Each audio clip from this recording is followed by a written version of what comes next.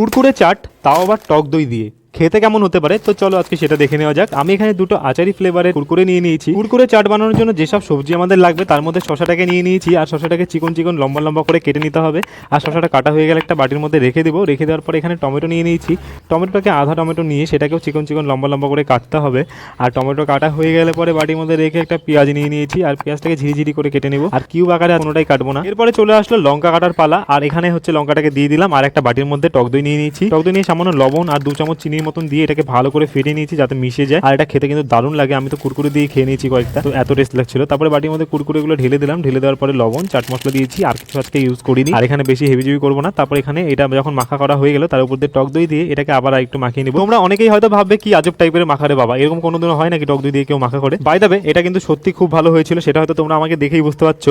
এটা একটু নতুনত্ব টাইপের হয়েছিল। যাই হোক, এটা খুবই ভালো লেগেছে আমার কাছে। তো ভিডিওটা কেমন লাগলো জানিও। ভালো লাগলে লাইক